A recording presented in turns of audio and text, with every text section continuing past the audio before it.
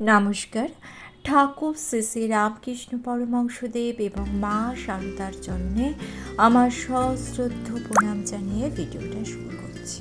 Maximum মানুষের জীবনে যখন দায়িত্ব কর্তব্যগুলো মাথার উপর এসে দাঁড়ায়, তখন সেই দায়িত্ব পালন করতে গিয়ে, অর্থাৎ বৃদ্ধ বাবা মাকে দেখাশোনা, সন্তানের দেখাশোনা, পরিবারের দেখাশোনা, যে সব সামাজিক পারিবারিক দায়িত্বগুলো আমাদের থাকে, সেই দায়িত্বগুলো পালন করতে গিয়ে মানুষ ঈশ্বর লাভের কথা অনেক সময় ভুলে যান, বা ঈশ্বরের জন্য যে সময় দেওয়া প্রয়োজন সেই সময়টুকু তারা দিতে পারেন না, অর্থাৎ ধর্মে কর্মে হয়তো মন দিতে পারেন না।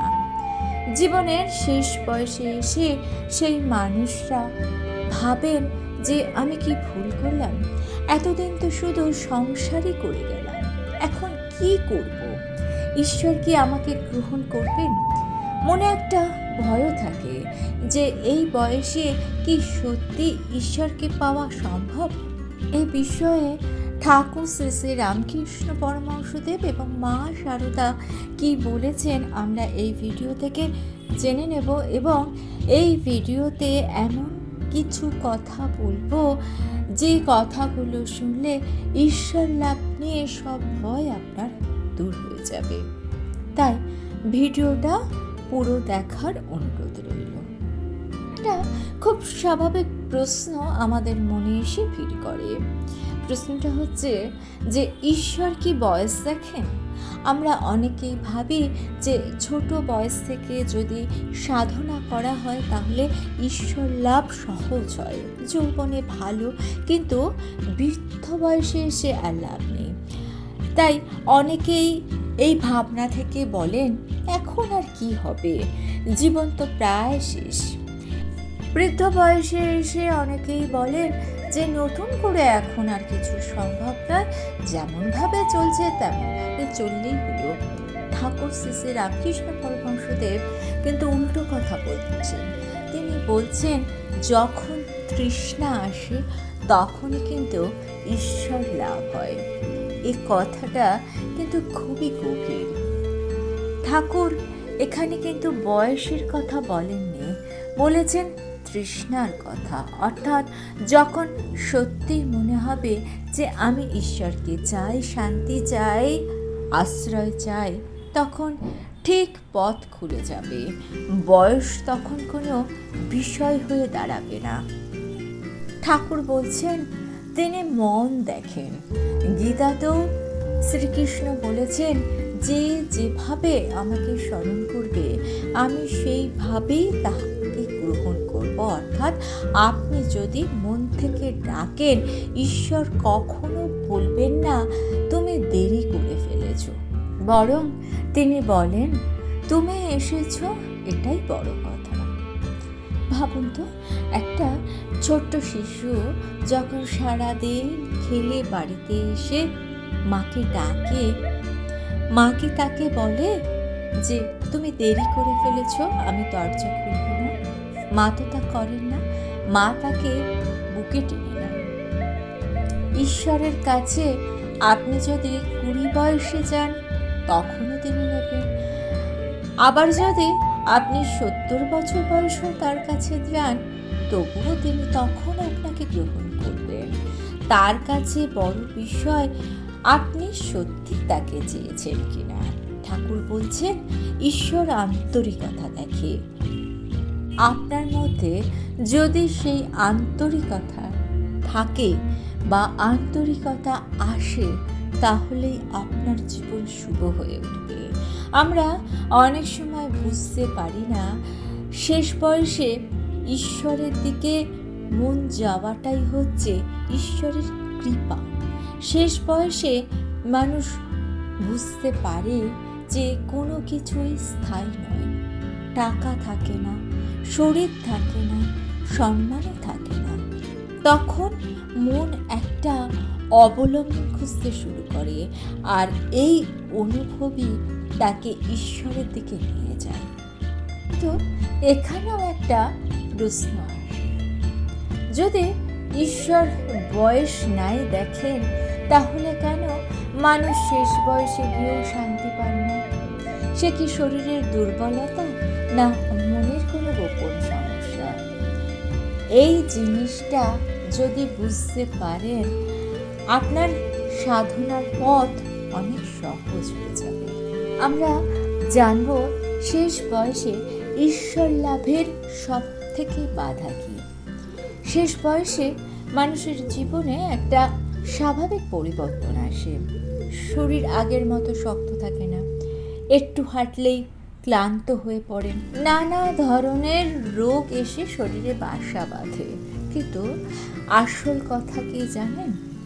আসল কথা হলো, শরীর দুর্বল হলেও মনের আসক্তি অনেক সময় দুর্বল হয় না, বরং কখনো কখনো বেড়ে যায়। মন আরও অতীতের দিকে যায়। আমি কি করলাম, আমার সন্তান কি করছে, এর পরে কি হবে, এ চিন্তায় মনকে ভারী করে রাখে। তাই তো ঠাকুর বলছেন, সংসারের আসক্তি ঈশ্বর লাভের বাধা। এই যে গুরুত্বপূর্ণ শব্দ আসক্তি, সংসার করা সমস্যা নয়, সমস্যা সংসারে আটকে যাওয়া। যখন মনে হয় সব কিছু আমার নিয়ন্ত্রণে থাকতে হবে, এই যে আমার ভাবনা, আমি ভাব, এটাই হচ্ছে আসল বাধা। আমার গাড়ি, আমার বাড়ি, আমার টাকা, আমার ছেলে, আমার সন্তান, এই আমার শব্দটাই মানুষকে বেঁধে রাখে। ঠাকুর বলতেন, যতক্ষণ আমি আর আমার আছে ততক্ষণ বন্ধন আসে। শেষ বয়সে ঈশ্বরের দিকে যাওয়ার সব থেকে বড় রাস্তা হলো এই আমার ভাবটাকে ছেড়ে দেওয়া। শ্রী মা শারদা খুব সহজভাবে বলেছেন, যা কিছু আছে সব ঠাকুরের কোলে আছে ভাবো। এই শিক্ষা কোনো তত্ত্ব নয়, এ এক বড় মানসিক পরিবর্তন। ধরুন আপনি ভাবলেন, এ বাড়ি আমার নয়, এ বাড়ি ঠাকুরের, আমার সন্তানও আমার নয়, আমার ঠাকুরের কাছে রাখা আছে, আমার শরীরও আমার নয়, এও ঠাকুরের কাছে রাখা। তখন এক আশ্চর্য পরিবর্তন আপনি লক্ষ্য করবেন। দায়িত্ব থাকবে, কিন্তু চাপ থাকবে না, মন হালকা হয়ে যাবে। মা বলছেন, সব ঠাকুরকে সমর্পণ করে দাও, চিন্তা কমে যাবে। এটা আধ্যাত্মিক কথা নয়, এটা মানসিক শান্তির একটা পথ। কারণ শেষ বয়সে দরকার শান্ত মন। শান্ত মন ছাড়া গভীর ভক্তি হয় না। গীতাতেও বলা হয়েছে, যে আসক্তি ছেড়ে আমার ওপর নির্ভর করবে সে শান্তি পাবে। খুব বাস্তব কথা কি জানেন? শেষ বয়সে মানুষ দুটো জিনিস নিয়ে বাঁচতে পারে। এক, চিন্তা নিয়ে বাঁচতে পারে। দুই, ভরসা নিয়ে বাঁচতে পারে। যে চিন্তা নিয়ে বাঁচে সে কষ্ট পায়, আর যে ভরসা নিয়ে বাঁচে সে শান্তি পায়। ঠাকুর বলছেন, ভরসা থাকলে সব হয়। কিন্তু এখানে একটা বাস্তব সমস্যা আছে, তা হচ্ছে এই বয়সে বেশি কিছু করা যায় না। জব করতে গেলে বসে থাকতে হয়, যার ফলে কোমরে ব্যথা হয়, ক্লান্তি আসে। তাহলে ঈশ্বর লাভ কি তাদের জন্য নয়? ঈশ্বর লাভ কি শুধু তাদের জন্য যারা শক্তিশালী যুবক? তাহলে বৃদ্ধ বয়সে কি করবেন? ঠাকুর বলেছেন, জীবনের শেষ বয়সে এসে মানুষ চাইলেও সাধনা করতে পারে না। দীর্ঘ জপ, ধ্যান, উপবাস, তীর্থ করা তখন কঠিন হয়ে পড়ে। ঈশ্বরকে শুধু কঠিন সাধনার মধ্যেই পাওয়া যায় না। ঠাকুর বলছেন, কলিযুগে নামই পথ। এই কথাটা খুবই গভীর। ঠাকুর বলছেন, এ যুগে সব সবচেয়ে সহজ সাধনা হলো ঈশ্বরের নাম করা। কারণ নাম করতে শরীরে শক্তি লাগে না, লাগে মন। আপনি বসে বসে যদি নাম করতে না পারেন, শুয়ে শুয়ে নাম করতে পারেন, হাঁটতে হাঁটতে নাম করতে পারেন, এমনকি অসুস্থ অবস্থাতেও আপনি নাম করতে পারেন। তাই তো শ্রী মা শারদা বলছেন, নাম করো, সব ঠিক হয়ে যাবে। এ কথাটা শুধু সান্ত্বনা নয়, এটা একটা সাধনার পথ।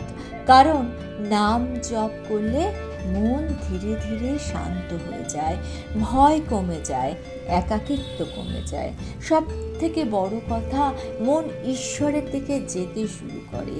গীতাতেও শ্রীকৃষ্ণ বলছেন, সর্বদা আমাকে স্মরণ করবে। এখানে বড় তপস্যার কথা বলা হয়নি, বলা হয়েছে স্মরণের কথা, মনে মনে ঈশ্বরকে সাথে রাখার কথা। আপনি যদি দিনে একবারও মনে করেন যে ঠাকুর তুমি আছো, মা তুমি আছো, তাহলেই হবে। ঠাকুর বলছেন, নাম নিলেই তার সাথে যোগ সাধন করা সম্ভব। অর্থাৎ ঈশ্বরের নাম নিলে, স্মরণ করলে, স্মরণ থেকেই ভক্তি জন্মায়। শেষ বয়সে মনকে ঈশ্বরের দিকে ঘুরিয়ে দেওয়াই বাস্তবসম্মত। শেষ বয়সে মানুষ অনেক সময় একা অনুভব করে। নাম জপ অভ্যাস করলে মানুষ কখনো একা হয় না, কারণ তখন মনে হয় ঈশ্বর আমার সাথে আছেন। ঠাকুর বলছেন, তিনি তোমার নিজের লোক। এই অনুভূতি যদি আসে, ভয় কমে যাবে। অনেকে বলেন, নাম জপ করতে বসলে মন বসে না।